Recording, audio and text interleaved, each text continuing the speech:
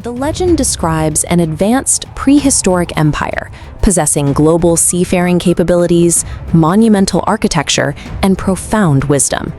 Then, over 11,000 years ago, a watery cataclysm wiped them off the face of the earth in a single day and night of misfortune. For over a century, explorers have scoured the globe looking for the remains of Atlantis.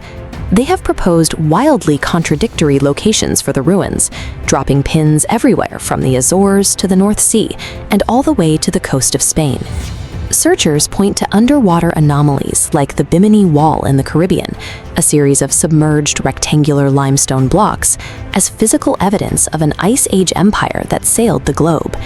If a monumental Ice Age civilization actually existed, and if they truly seeded global culture and agriculture, we have to ask a simple question: where is the definitive physical proof? The modern belief that Atlantis was a real technological progenitor to all ancient cultures traces back to a very specific origin point.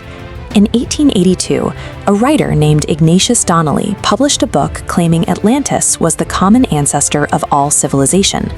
A few decades later, a clairvoyant named Edgar Cayce escalated the narrative.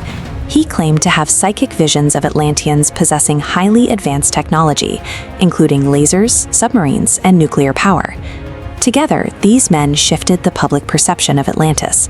They turned a classical philosophical mystery into a highly lucrative pseudo-history industry, generating endless books, documentaries, and funded expeditions. Yet despite centuries of sensational claims, the ocean floor has yielded only natural geological formations. The blocks at Bimini, for instance, are naturally fractured beach rock. To find real answers, we have to look away from the seafloor and turn to the hard sciences. We can start by looking at archaeogenetics. Archaeogenetics is the study of ancient DNA to reconstruct human population history and track how early humans migrated across the globe. If Atlanteans survived a cataclysm and spread agriculture and advanced knowledge to hunter-gatherers worldwide, they would have left a distinct, measurable footprint in early human DNA. We would also see a sudden crop package, a sudden diffusion of domestic plants arriving alongside these survivors. Geneticists have mapped these ancient migrations, and the record shows an unbroken sequence. There is no sudden genetic anomaly and no mysterious arrival of foreign crops in the historical record. Then we have to consider the material record. Real ancient empires require massive logistics. Building a civilization means organizing labor, feeding workers, and producing vast amounts of tools, pottery, and structural debris. We have mountains of this mundane physical evidence for actual ancient societies. In contrast, researchers have recovered exactly 0 material artifacts belonging to an Atlantean empire. Not a single tool, weapon, or piece of trash. The absolute silence in both the genetic and material records proves a civilization matching the Atlantis description could not have existed on Earth 11,000 years ago.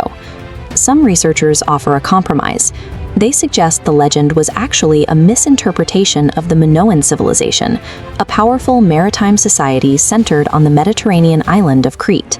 This theory hinges heavily on a real natural disaster, the cataclysmic volcanic eruption of the nearby island of Thera, which devastated the region with ash and tsunamis. Modern radiocarbon dating exposes a fatal chronological flaw in this idea. Radiocarbon dating is a scientific method that measures the decay of carbon-14 isotopes to accurately determine the age of organic materials. It shows that the Thera eruption occurred in the late 17th century BC, over a full century before the Minoan civilization actually collapsed. This pie chart details the lack of correspondence between Plato's description of Atlantis and the ruins of Minoan Crete. When you compare the specific geographic and architectural details in the original text, 81% of those descriptions are explicitly contradicted by Minoan archaeology. Constructed Atlantis as a fictional, hubristic antagonist, designed specifically to be defeated by an idealized version of ancient Athens. He used the cataclysm as a moral allegory to show the gods punishing greed and impiety. The story prioritized philosophical lessons over geological reporting.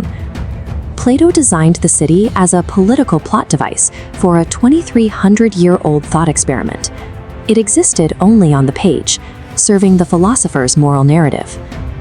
The ancient Mediterranean faced real seismic catastrophes and tsunamis. These actual events provided the cultural blueprint for Plato's imagination. In fact, actual sunken cities do exist, and archaeologists are actively mapping them today. Places like Thonis Herakleion off the coast of Egypt, or Pavlopetri in Greece, were rich, verifiable trading centers that eventually succumbed to earthquakes and rising sea levels. Researchers are carefully exploring these sites, recovering real artifacts, and reconstructing the daily lives of the people who actually lived there. Why does modern society remain obsessed with hunting a fictional empire when incredible real history lies buried right beneath the waves?